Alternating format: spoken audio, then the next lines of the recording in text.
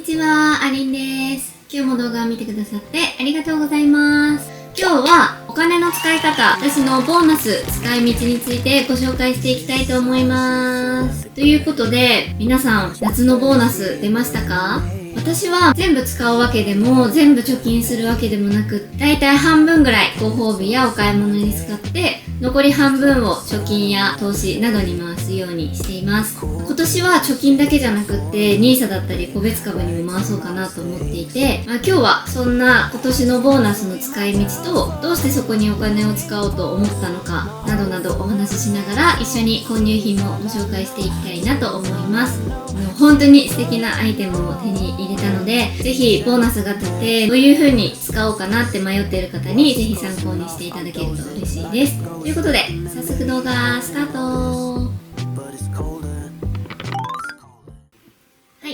じゃあざっくり大まかにボーナスの使い道こんな感じで、だいたいお買い物 50%、貯金 50% という風に回すのが理想だなと私は思っています。とはいえボーナスの金額とかにもよって、この使っていい金額との振り分けは徐々に貯金の比率を 50% もしくはそれ以上に向けて合わせていけばいいかなと思っていて、私は基本的にはボーナスはその1年間もしくは半年頑張ったご褒美として会社に出していただけるお金なので、基本はそれを全部貯めるっていうよりは、ちゃんと使って欲しいものだったり記念になるようなものとか、そういうものを買うことでまた次半年間働くモチベーションにつなげるような使い方をできたらいいなと思ってるので、まだ入社して期間が短くてそんなにいいボーナスじゃないっていう方とかも、半分を絶対に貯金に回さないといけないんだみたいなことではなく、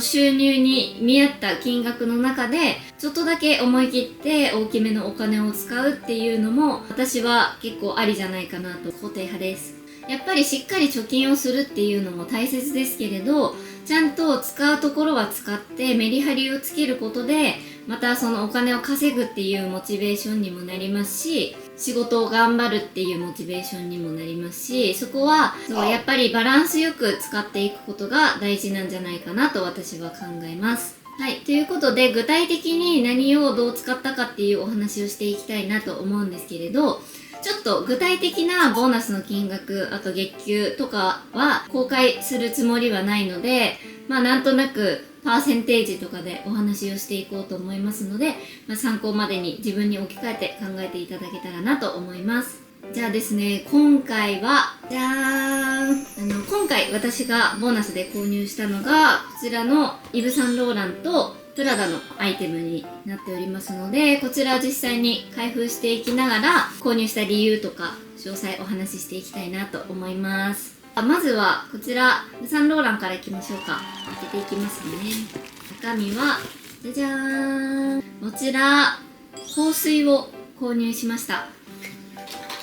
今回はですね、こちらのイヴ・サンローランのリブレローニュというフレグランス香水を購入しました。私が購入したのが 50ml っていうサイズで、金額が 19,910 円税込みということで、なかなか高価格帯なフレグランスになるんですけれど、こちらを思い切って購入してみました。これ見てパッと、これあれじゃんって思った方いるんじゃないかなと思うんですけれど、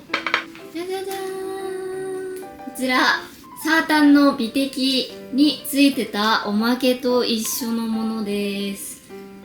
さなちゃんがカバーガールということで購入したこれのおまけに、こちらの小さいサイズ、お試しサンプルサイズの香水がついていて、すっごく気に入って、これは今年の夏に使おうと思って購入しました。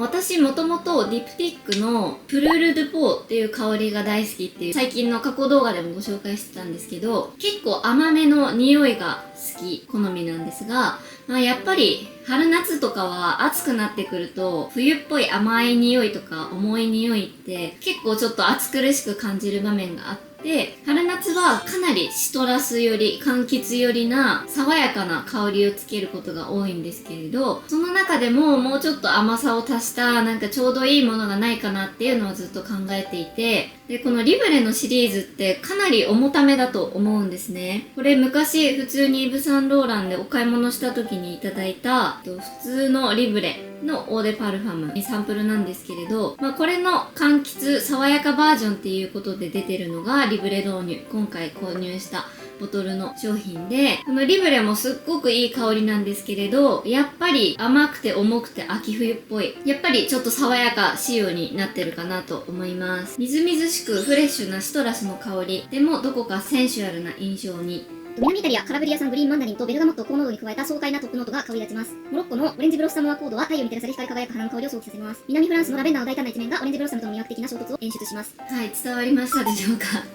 ちょっと正直あんまり伝わってないかなと思うんですけれど、それだけリブレの中でも爽やかさを意識して作られたような配合になっているんだと思います。商品説明にもあったどこかセンシュアルな香りっていうことで、ただ爽やかなだけとか甘くて重いだけじゃないっていうそのバランスがすごくいい女感があるなと思って、この商品がアルコールフリーなのでボディとか髪の毛にも気楽につけられる。私もおすすめのつけ方は髪の毛。私これトップノートとかミドルノートとかあると思うんですけれど、私は後半になってきた方の香りが特に大好きなので、朝起きて準備をする最初の段階とか、あとは夜寝る前とかにこれを髪に振りかけて寝て、次の日に残ってる香りを楽しむみたいな感じの使い方をしています。ないですわ。これでどう？私の付け方はこんな感じで、結構シトラスとかすごい爽やかな感じを感じられた方もいるかもしれないんですけど、やっぱりしっかり香りは強めな方だなと思います。デパコスの強めの香水慣れしてる方だとやっぱり爽やかさを感じるのかもしれないんですけれど、一般的には多分濃いめの香りだと思うので、1プッシュつけるぐらいが限界かなと思ってて、特に職場でつけるっていうことであれば、つけたてですぐ電車に乗る、オフィスに入るっていうよりはちょっと時間を置いてつけるぐらいの香らせ方が私的にはおすすめです。で、アルコールフリーで香りの持続力も弱めかなって思ってる方もいるかなと思うんですけど、公式にも4時間から6時間ぐらい持続するっていう風に書いてて、私もかなり持続してるなっていう風に感じます。前の日の夜とかに髪の毛につけてて、そのまま朝出勤したとしても、結構夕方とかにもたまに動いたら自分からこのリブレローニュの香りがふっと香ったりとかして、そこがすごく気分がいい。香水ってやっぱりなかなか減らないし、金額高いものはやっぱりそれだけの持続力だったりと香りのおしゃれ感とかが強いなって思ってるので、本当に厳選して買うようにしたいなって思ってて、その中で今年の春夏は特にたくさん使えるんじゃないかなと思って購入してみました。そのオンラインで購入した時、もう普通に段ボールの中にこれが入ってるだけで、特にラッピングとかはされてなくって、この袋も実は昔何かを購入した時にもらってた袋をそのまま掘り返して今入れて紹介してるので、ちょっと今お店で渡される紙袋はちょっと違うかもしれないんですけど、別にそのメルカリとか転売とかそういうので買ったわけじゃなくって、一応公式で購入してます。こういう香水系とかは公式じゃないとちょっと薄まってたりとか、そういうのもあるみたいなので、ちょっと注意してお買い物してみてください。やっぱいい香水を買うことですごくいい女度が高まったような気がしてて、もうこれを使ってる時からもうこれは絶対フルボトルで買おうって決めてたぐらい気に入ってますし、ただ甘くてブリブリしてるだけでもないし、個性的すぎるわけでもないし、本当にお姉さんって感じの香りがします。これ広告は平野翔さんとかがやってたりする、メンズもレディースも一緒に使えるような商品なので、ぜひ皆さんチェックしてみてください。なんか最近フレグランスブームになってて、他にも気になってるものとか試したいものとかたくさんあるんで、ちょっとこのサイズとかで購入したりして、またお気に入りの香水を増やしていきたいなと思ったりしています。はい、ぜひおすすめも教えてほしい。こういう系の香りが好きなので、ぜひ何かおすすめあったら教えてください。はい、じゃあちょっとやっぱ購入品紹介は長くなりますね。じゃあ今回のメインご紹介したいと思います。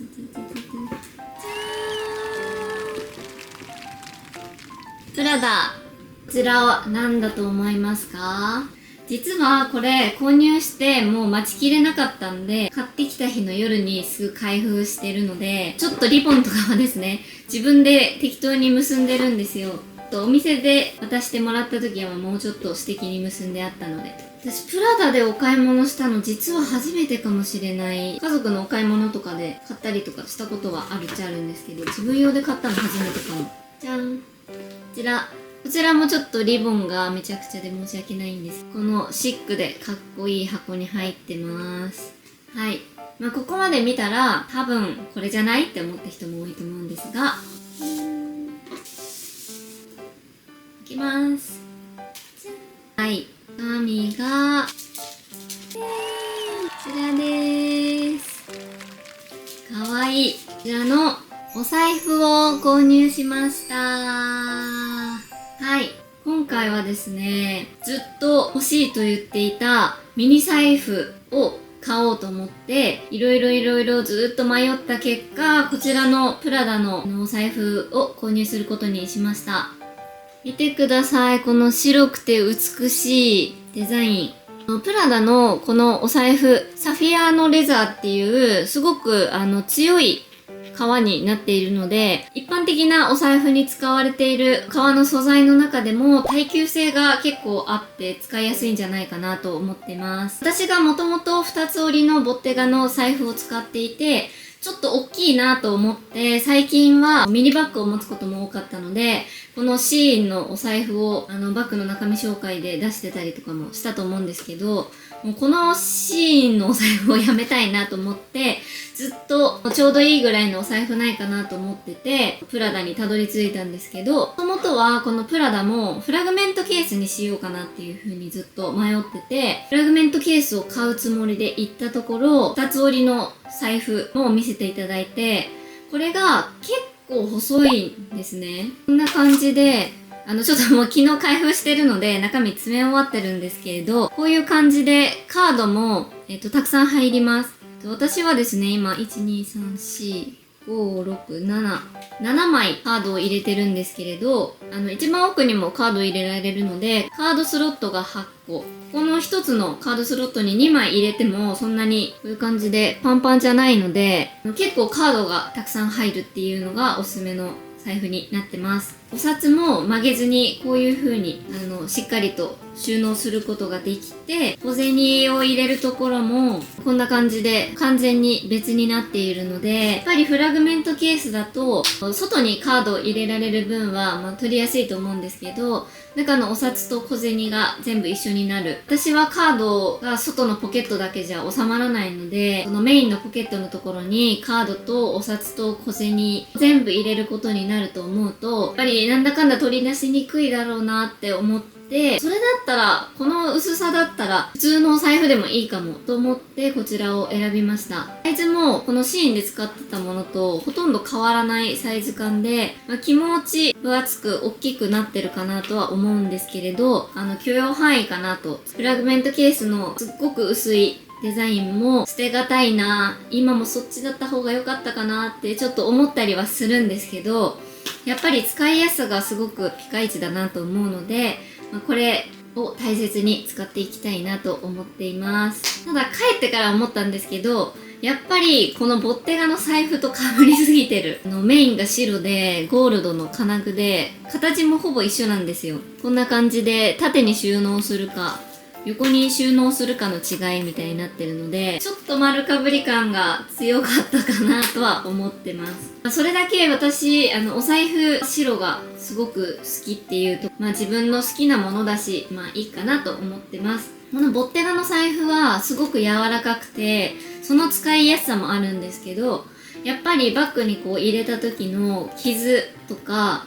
水濡れとかが気になって、お仕事バッグにガシガシ入れるみたいなのがちょっと辛かったんで、多分できなくはないし丈夫ではあると思うんですけど、やっぱり気を使ってしまうところがあったので、少し思い切ってガシガシ使っても耐えてくれそうっていうところで一応住み分けされてるのでいいかなと思います。やっぱり白だと汚れやすいと思うんですね。で、そこで迷われてる方もすごくいると思うんですけど、やっぱりこういう白いお財布を綺麗にキープするっていうところがいい女なんじゃないかなと、私のいい女美学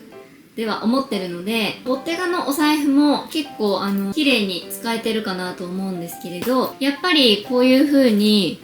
カードの裏面に名前書いてたりとかいろいろするじゃないですか。免許証の裏印鑑をされてたりとか、やっぱこういうのが映ったりとか、若干この黄色っぽくなってたり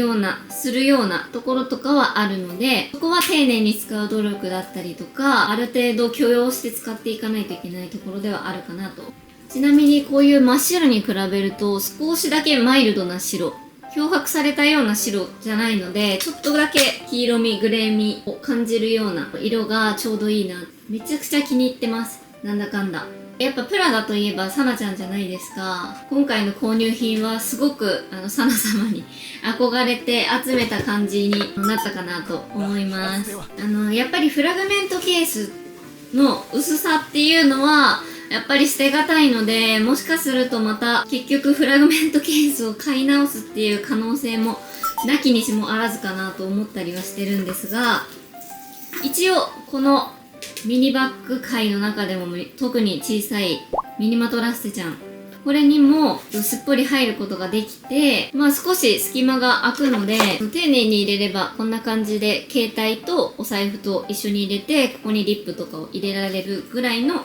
隙間は空くようになってるので、激薄ではないですけど、すごく何も入らないな、大きすぎるなっていう感じはないのでいいかなと。これボッテガのお財布だと完全に半分埋まってしまう。一緒に携帯を入れるっていうのは結構難しいんですよね。使いやすさと大きさと、バランスを取れたいいお買い物だったんじゃないかなと思います。プラダのお財布ってすごいカラー展開が豊富だと思ってて、私白が売ってると思ってなくって、ちょっとベージュみたいなトープみたいなカラーを買おうかなと思って店舗に行ったら、白いお財布があって、うわー白もある、かわいいと思って、シャネルのフラグメントケースとかも迷ってたんですけど、やっぱり私は黒いお財布より白いお財布の方が好きなんだよなっていう気持ちがあって、プラダにしてみました。どうですか？めっちゃ可愛くないですか？早くこれを持ってお出かけしたいし、なんかもう今なら全然おごりますっていう気持ちになってます。お財布使いたいから、後輩におごったりとかしたいですね、気持ち的には。大切に使っていきたいなと思います。もう本当にお財布はずっともう 2,3 年以上前ぐらいからちっちゃいお財布欲しいっていう風に言ってたような気がするので、やっと買えてよかったな、嬉しいなと。10万円するので、金額は張るお財布かなとは思うんですけれど、やっぱり毎日使うものだし、毎日使わなくても絶対にバッグに入っているものなので、私はあんまり安いものでなんとかっていうよりはちょっと気分が上がるものを使いたいなって。やっぱりこうよく使うものにお金をかけるっていう風に私は思ってます。オンオフとかに変わらず、とにかく使用頻度が高いものにお金をかけていきたいなと思ってるので、お財布はお金をかけても OK っていうところで考えています。で、購入したものは以上なんですけれど、追加で購入しようかな、どうしようかなって迷ってるアイテムがありまして、それがサンダル。最近はお洋服とかバッグとかにこだわり出すようになってきて、そうなってくるとやっぱり次こだわりたいところが靴、足元。私あんまりお高い靴とかを持ってないので、今年はいい靴を欲しいっていう風にずっと言ってると思うんですが、せっかくの夏なので履きやすいサンダルをちょっと綺麗めにも履けるし、フラットカジュアルにも履けるしっていうサンダルを購入したいなと思ってて、早く買わないと履けるシーズンが短くなるじゃないですか。だからどうしようかなと思ってるんですけど、夏のボーナスで欲しかったサンダルを買って、秋の誕生日でジュエリーを買うみたいな感じで、ちょっとずつ楽しみを1年に持ってこれたらいいよなと思ったり、今回のボーナスはお財布買ったのでお買い物を控えようかなと思ったり、ちょっとそれは迷い中なんです。あんまり高いものじゃなくてもいいのかなっていう気持ちも今あったりして、私が一番理想としてるのはジルサンダーのサンダルかエルメスのサンダル、そこまでお金をかけるかルタロンとかダイアナとかそのぐらいの価格帯にするかっていうのをちょっと迷っています。また買ったらご紹介したいなと思うので見てほしいなと思います。